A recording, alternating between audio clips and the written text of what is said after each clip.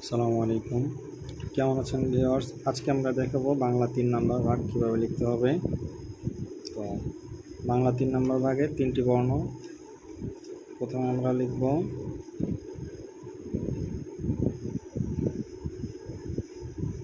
সুন্দর করে একটা মাত্রা দেব। এরপর এই জায়গাটা গোল করব, এখান থেকে গোল করে এইখান থেকে ঘোরায় এই পাশ থেকে নিয়ে আসবো, লিখব ত।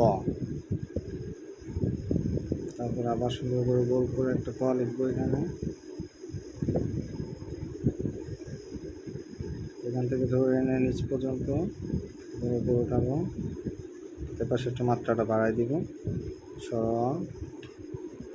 তারপর আবার সুন্দর করে এখানে একটা লিখব।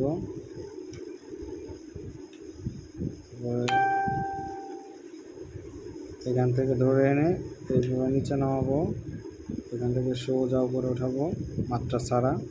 এরপরে এই মাত্রা বরাবর এখানে এই পাশে মাত্রা দিয়ে দেবো একটু। এটা হলো বাংলা ৩ নম্বর ভাগ।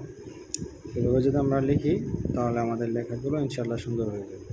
আসসালামু আলাইকুম।